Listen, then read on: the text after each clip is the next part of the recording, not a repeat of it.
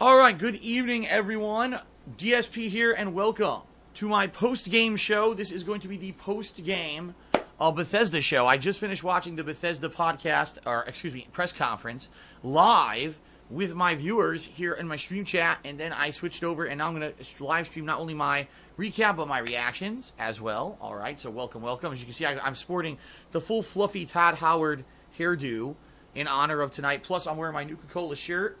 And if I get a little bit thirsty, I've always got my handy-dandy Nuka-Cola flask that I can take a shot from at any time. In fact, I'll get started here.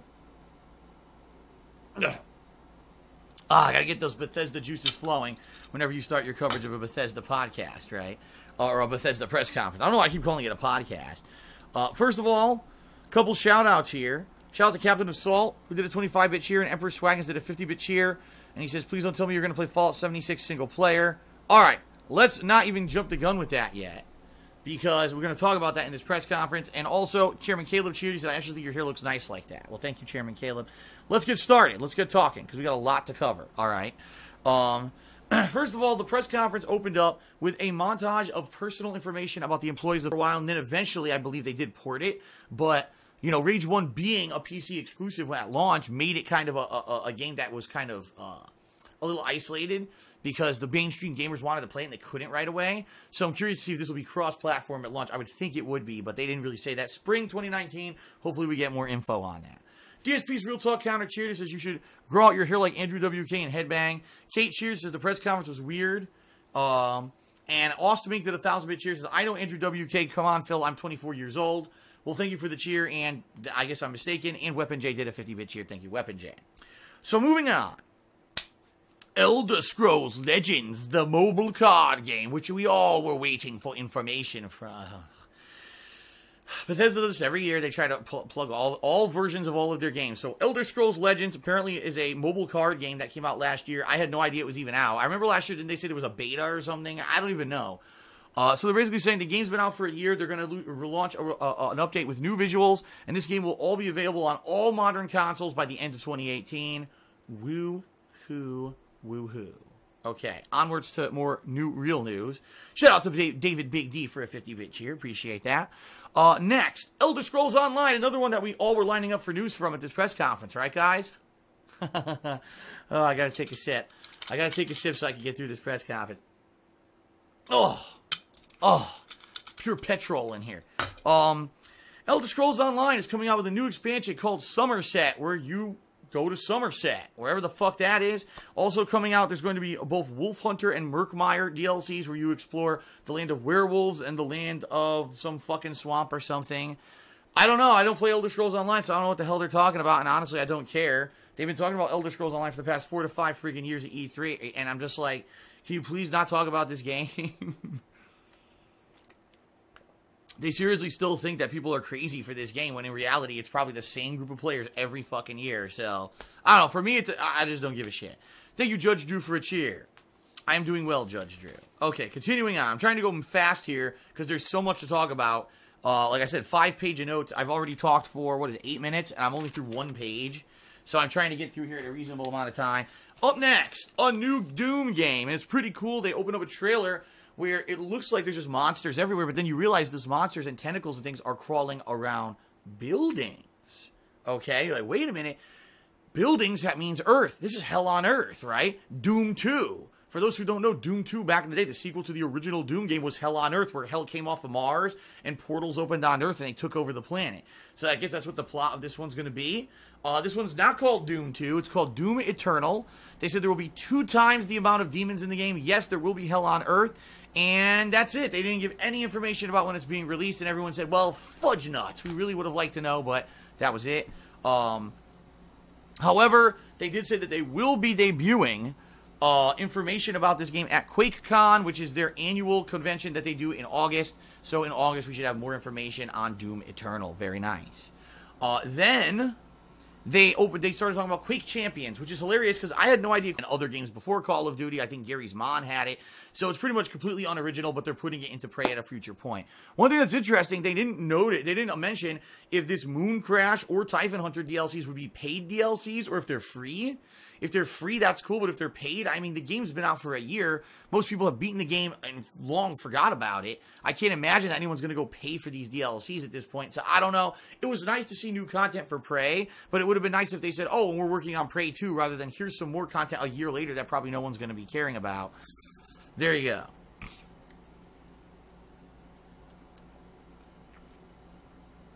Okay. Up next, Wolfenstein 2.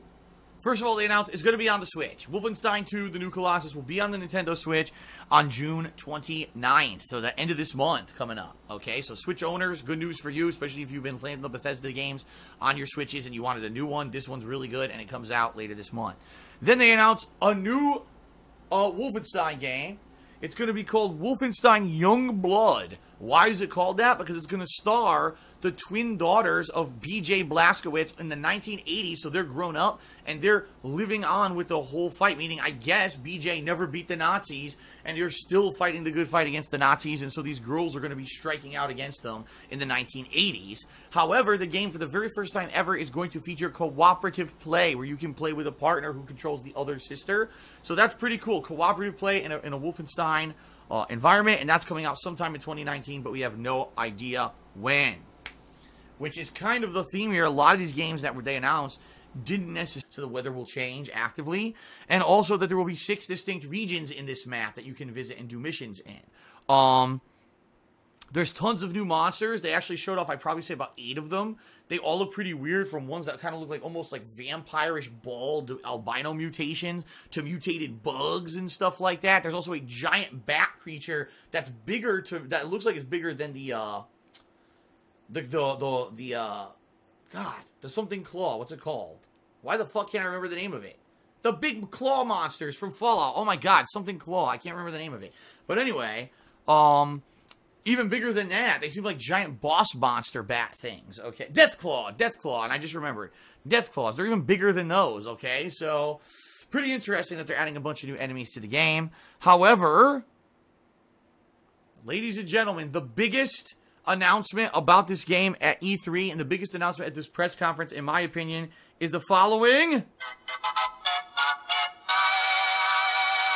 The game is online and online only. There's no way to play it offline.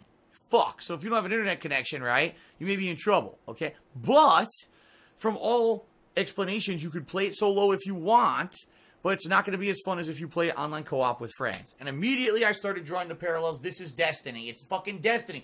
Just earlier today at the Microsoft press conference, we learned more about Anthem and found out it's fucking Destiny in Max. And this sucks, right? I don't want another fucking Destiny.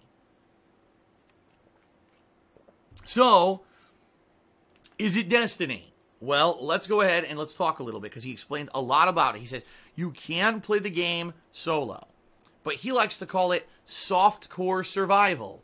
Meaning, yes, it's like survival mode, but it's softcore, meaning you don't permanently lose your character when you die. You don't lose game progression when you die. I guess there will be some kind of a penalty, but it's not like, oh god, I died and now the whole game ends or whatever. It's not horrible like that.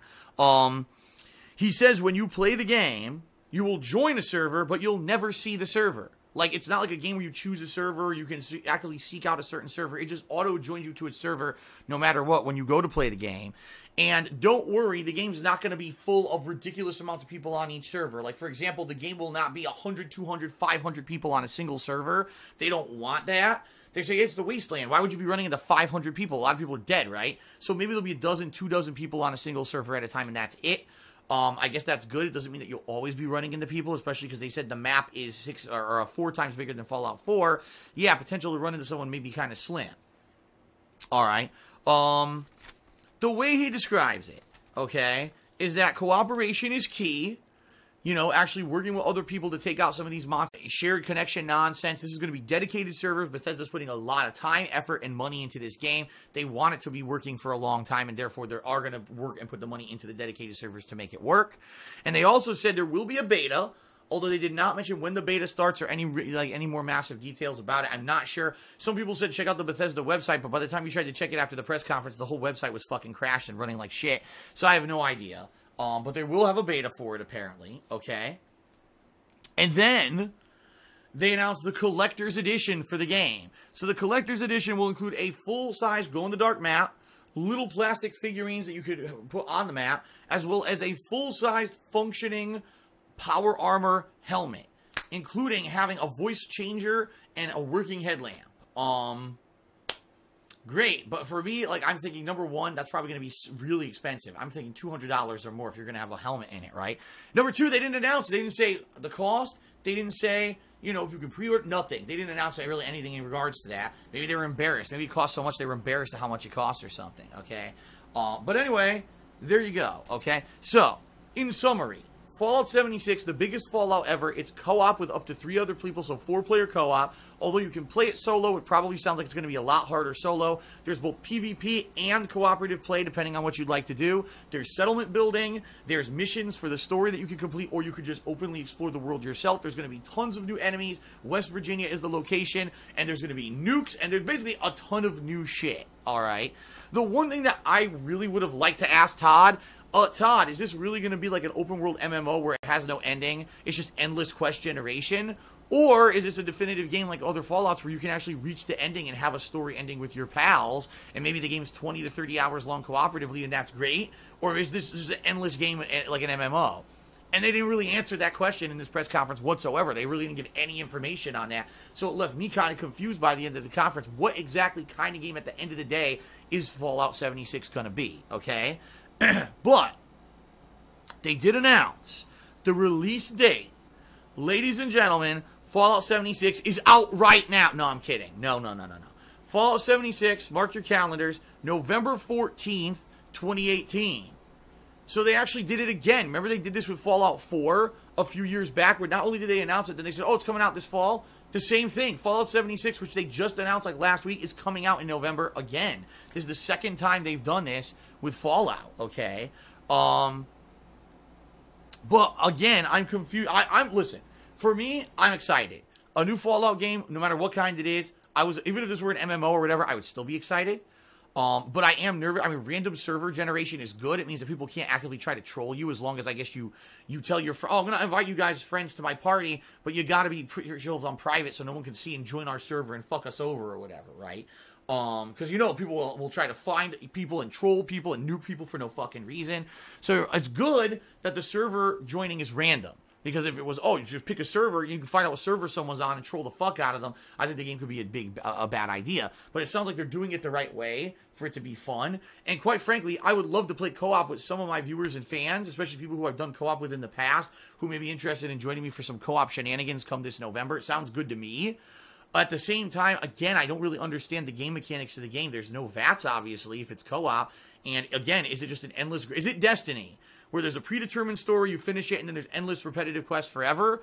Or does it have a definitive story with a good ending like Fallout 4? I don't know. It's not clear, and they didn't really explain that at E3. So I think we're going to need some more information before the game releases. But I am excited now for Fallout 76. So raise your Nuka-Cola flasks. Drink to the last drop. Morphed up. Yes, it has magic. Yes, you can do a melee clash. You don't have to do everything.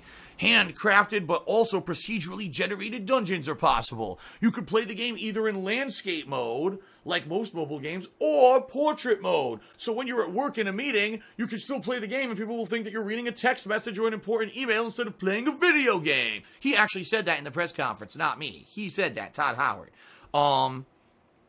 And then he said the game will have both outdoors and indoors. So you can play in dungeons, but also big, robust outdoor areas to explore as well.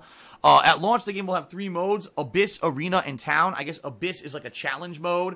Arena is PvP, and Town is the single-player experience with a story and questing and elements and stuff like that. And he even said you could be able to go to other people's towns who you know if they're your friends and investigate with their towns and stuff. He then said this game will be literally on every single platform.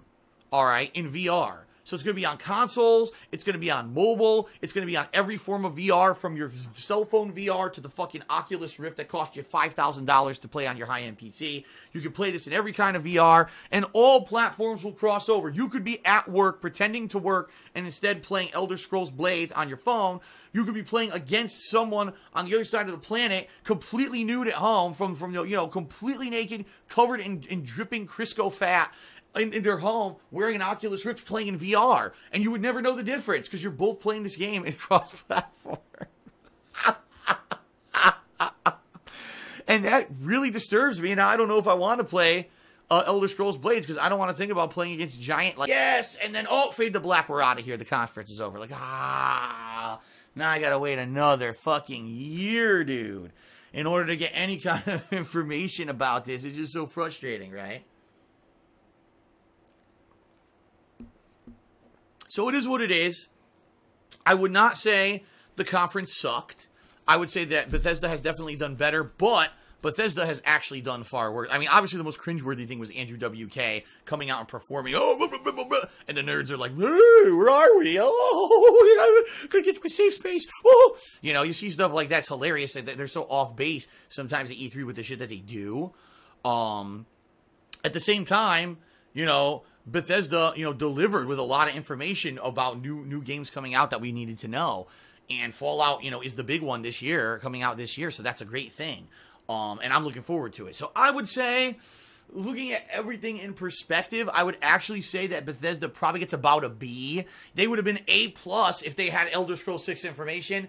But being that Fallout's great, and there were some game announcements, but really no definitive data about a lot of games that we wanted, and they did spend a lot of time more on mobile games and other crap like Elder Scrolls Online that I don't give a shit about, I give them a B. I think they actually were kind of tied along with Microsoft. Even though Microsoft had no real exclusives to announce, the cross-platform games Microsoft announced were great. Bethesda did a lot of good game announcements and had a solid date for a game coming out this year, so I give them a B this year, I think. You know, kind of tied along with Microsoft, not so bad, all right? A few final shout-outs here. We've got, hold on a second here. David Big D cheered 50 bits. He says, Crisco makes his nipples grow. Wow. Jank Bold at 100-bit cheer. He says, love the stream and your commentary. Keep up the good work. Thank you. Damian Mascador did a 200-bit cheer. He says, not that I think the conference sucked. I'm just saying that the bar is low for Ubisoft and Sony to do better. I do agree. Like, definitely Ubisoft has done better. Not Ubisoft, excuse me. Bethesda has done better in the past. And this does leave the door open for either Square Enix or Ubisoft or Sony. If they can get a few real big announcements and great solid info in there of good new games, they could definitely be the big conference of E3. Neither Microsoft, nor Bethesda, nor even yesterday EA, no one knocked it out of the park yet. So it's still anyone's game in my opinion, okay? Rink Dude did a 500-bit cheer. He says, great reaction, Phil, and I can't wait for Sony's conference tomorrow. Thank you very much, Rink Dude, for the support. WJR did a 25-bit cheer. He says that Praise Update, which is the update that's going to add, I guess, New Game Plus and the Survivor mode, as well as the Mooncrash DLC will be out tonight and are both free. The other Prey DLCs, they didn't say. Okay, so there's some clarification. Thank you, WJR. Seems like some of the DLC for Prey is free, some may not be. I guess we'll find out more information moving forward. And I Made Breakfast did a 50-bit cheer and said Fallout 76 Royale. Well, at least that's something they didn't announce. It's not fucking Battle Royale, thank God. But it's definitely a new twist on it, right? Geek Room did a 50-bit cheer. He says, no, many of the amount of reports or remakes Nintendo makes, the Nintendo fanboys will say it's the best conference. That's undoubted. No matter what, they'll say Nintendo took E3. They said it last year, and I fucking laughed hysterically and pissed myself. All right. Ladies and gentlemen, that's it for the Bethesda press conference. I hope you enjoyed my recap and reactions. I hope that many of you will be looking forward to playing Fallout 76 with me later this year in November. So cheers all. Thank you guys very much. I appreciate it. Thanks for watching my Bethesda recap and reaction stream. I hope you enjoyed it.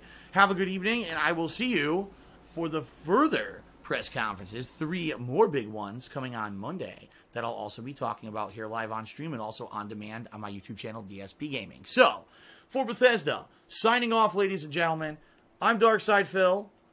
Thanks for watching my Bethesda recap and reactions. Have a good evening, and I'll see you later. Peace out. And by the way, always drink in moderation. Remember that. All right, guys. Have a good night. Worthless specimen. Get that ass banned.